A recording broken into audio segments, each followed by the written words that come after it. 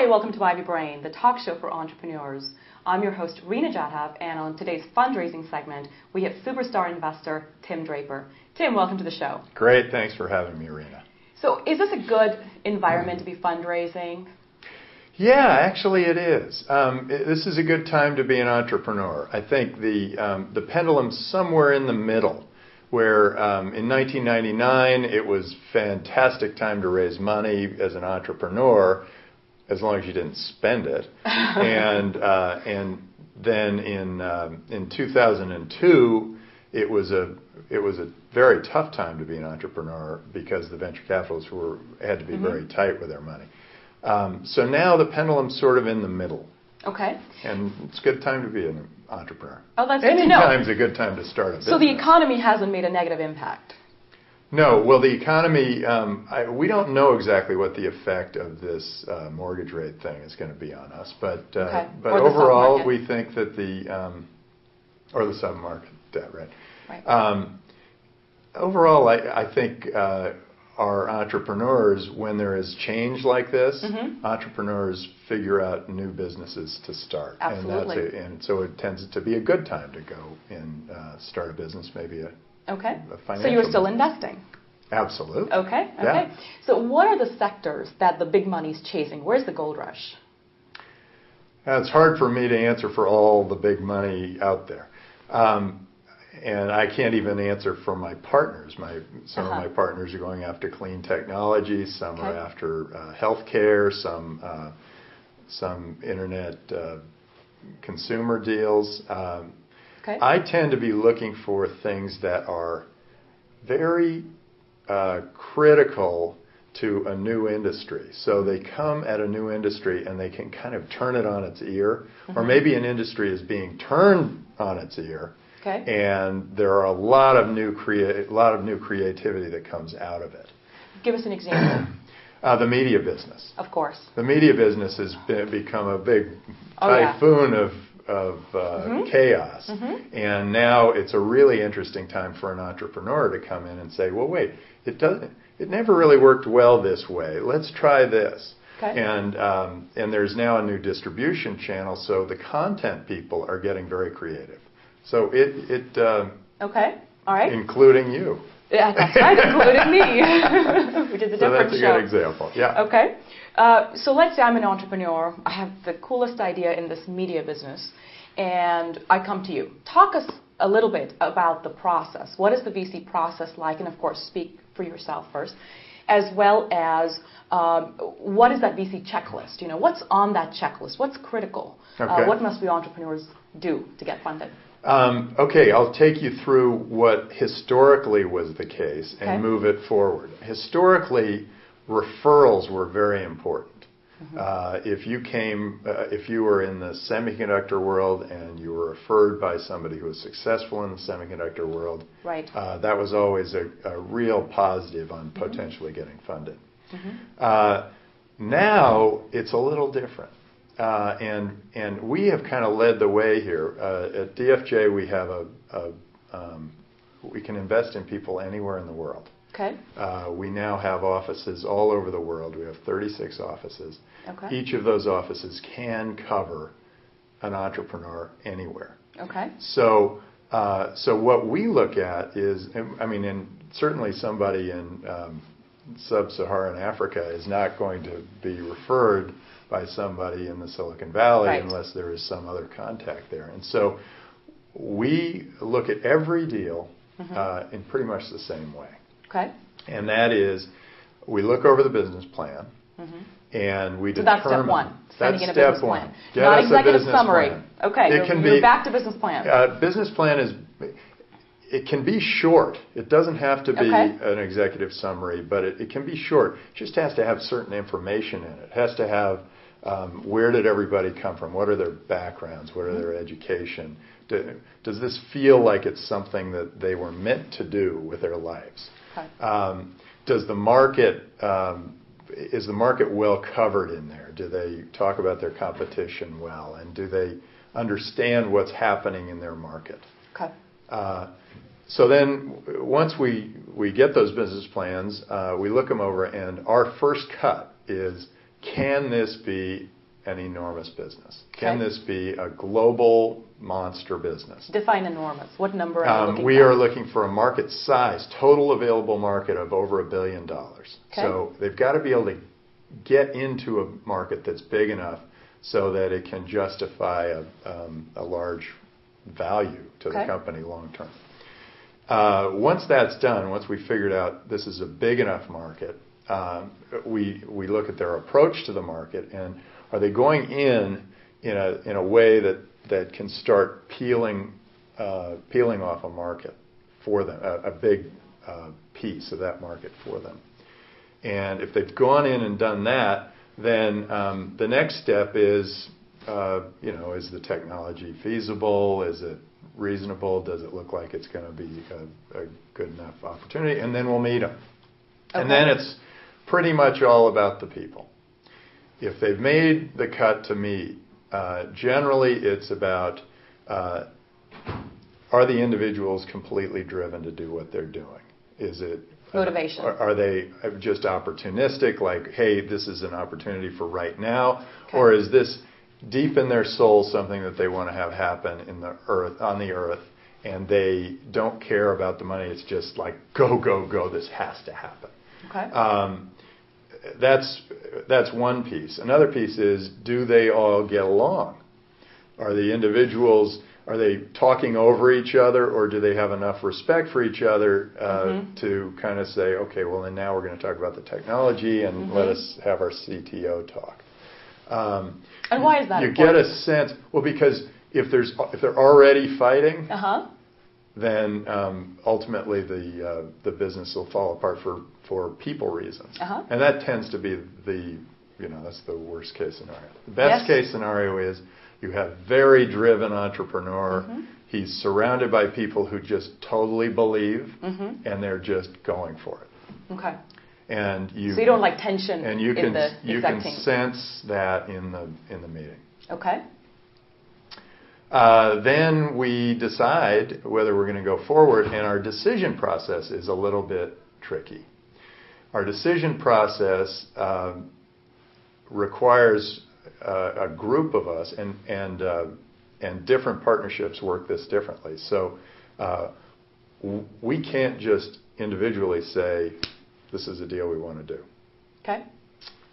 We need partnership approval. So the partnership fires questions. If I get very excited about a business, my partnership fires questions at me and says, what about this? What about this? What about this? What about this? And then we have a voting system, which is kind of an interesting voting system, which we don't. Do you need majority? Talk about. And then we decide whether we're going to go forward or not, and then we'll make an offer. If the entrepreneur accepts it, then we're off to the races. And then and then there's a process of getting to know the entrepreneur, figuring out what's really in the business, how to move that business forward. That's due diligence, in essence. Oh, no. This is after we've funded them. Oh, this is after. Got it. We go with the entrepreneur. We try to figure out where they're strong, where they're weak, and what needs to be added to the business, what needs to help them succeed. And then, if the business is foundering, we have to go in there and make a change. And sometimes that means asking the entrepreneur to cut their team back because it's not working right now, so why don't we cut it back and figure out what will happen, and then we'll go forward. Sometimes it's asking the entrepreneur to recruit a CEO. So a lot of things can happen down the road, and it's a process that we still don't understand after all these years. Oh, now that's interesting. That's a great statement for the next question. So why do people get rejected? Why do entrepreneurs get rejected? What are some of the top reasons? That's a really tough question to answer because all the reasons are a little bit different. And it's not that they're rejected. Sometimes they're rejected just because it hasn't quite fully formed yet, or it's not it's sort of an idea, or it's the stage of the company. Yeah. Okay. And in which case we might keep an eye on it. The entrepreneur might come back, and we might fund them later. Okay. So stage of company is one. Yeah. Okay. So we might put them off and fund them later, and that could be a situation where we weigh the risks of funding it now versus funding it later, and we say, well, I know we'll pay a higher price later, but why don't we wait it out? That does happen. Okay. So it's important for entrepreneurs to make sure they understand the stage that the VCs invest in before they spend their cycles approaching different VCs. Well, that's part of it, but we'll invest in any stage. Okay. But for your specific company, we might invest at a certain time. We might say, okay, we're willing to take the technical risk here, or we're willing to take the market risk but not the technical risk. Or why don't we see how these guys do for a year and just see. Now, is that subjective? Is that an intuition? Yeah, that is subjective and intuitive. Okay. Now, there are things that we look out for, and we're often looking for people, and generally with a question, why are you doing this? We can vet this out. Okay. And that is, I say, why are you doing this? And the real reason does come out. Mm-hmm. And if the real reason is just to make money, or some of the clever ones say to make you money, that isn't enough. Mm-hmm. It doesn't do it, because when we know that when things got tough, people who were just in it to make the money, they fled the sinking ship. Whereas the people who were in it because they had a mission and a vision for the future, and they were just going to get it done no matter what, were still in business in 2005, even though they went through this, where they had to cut their team back or their product or change the whole business or whatever in 2001. So I think that there is a great opportunity for an entrepreneur who is truly out there to make a major change in some industry. And I think that entrepreneur will generally get funded. The other thing that an entrepreneur has to keep in mind is when they're in the office, it's got to feel like a train leaving the station. It can't feel to us like it's up to you. If you fund it, I'm in business. If you don't, I'm not. It has to feel like we're doing this. Right. We could use some money. It'll help. Right. But we're doing this whether you put money in or not. Okay. There's something that really encourages us when we know that the business is moving forward. And if we see progress, over the course of a month of due diligence or something, then it really encourages us to put more money in. Yeah. Okay. Other reasons that for rejection, so we've heard 3. How about... If the two founders aren't getting along. Okay. And you can usually tell. On the first meeting, or does it take subsequent? Might take one or two meetings, yeah. Okay. How about IP? Are you concerned about IP these days, or has that become a non-issue? I don't know. I mean, our justice system works in its magical way, but I don't know if it really matters that much if the company has patents. But if they have intellectual property, that is valuable. I mean, if they have something that no one else has, that it's a trade secret or whatever, and they can take advantage of that and move it forward, I think that tends to be very valuable. The patents, I think, are more for defensive purposes. And I tend to think that the entrepreneurs that come to us often treasure the idea of patents. And they spend too much on them early on. And when they don't have that much money, they should be spending their money on building their business. Patents are one piece of it. What about competition? Have you not funded companies because you felt it was a competitive space, or is that typically a non-issue if you feel that the team can deliver? Well, it's interesting. We will fund a company if they've got three, if there are three of them in the world. Okay. We might fund them because we'd think, okay, there are three in the world. They've all started in the last 2 weeks. Okay. Something really interesting is happening here. Okay. Let's look into it. Let's possibly fund it. If there are 80 of them, it makes us feel like, well, maybe there aren't very many barriers to entering this business. Maybe it's just too easy. Restaurants, very easy to start a restaurant. Low barriers very to difficult entry. to make money with a restaurant. Is It's there the a same threshold? kind of thing with technology. If it's a business that is sort of an obvious thing and people all want to get into it, it's either it's too late for us to invest, or it's or you just don't want to be in it because it's too competitive.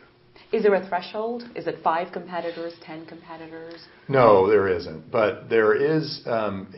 You do get a feeling for how powerful the barriers to entry are if you get either mobbed or there are only 2 or 3 of them. Yeah. Okay. Yeah. Okay. We've been speaking with Tim Draper. This has been very insightful, but before we wrap up, a question for you. Okay. You've been doing this for a while. You've had some amazing successes. Is there a secret formula? Is there any 1 or 2 ingredients that you've seen guarantee deliver? Oh, no. Nothing? Entrepreneurs, give us hope. Well, there is always hope for an entrepreneur, but, yes, but there is no formula for success because sometimes it comes out of the blue, sometimes it's a surprise, and when we invest, we know that we're going to be wrong generally more than we're right. And when we're right, though, we can make enough money to just keep ourselves going. And, so it's still a toss of a coin. Keep our investors happy and moving forward. Yeah, it's not a coin toss necessarily because we do see patterns on things that don't work. Okay. But for things that do work, there's I'll tell you, it's a feeling. First of all, it's a big enough market. It's a unique enough company. The product is unique. And the team has this feeling where we're moving ahead, and people all want to jump on the boat. Okay. It has that, people all want to get on into their business. There will be a natural attraction to it. But it's usually a situation where there are unique people who want to get on that boat, but the masses don't want to have anything to do with it. Early adopters. There are some early adopters, but generally people think, what is he doing? Oh, I see. What is she doing? Okay. But there are some employees that are saying, this is something I really can get behind. And if you feel that like attraction to this entrepreneur and the vision and the business, I think then that's when you want to invest. Thank you so much for sharing that. My pleasure. You've been watching IvyBrain's talk show with Tim Draper. Thank you for watching and keep winning.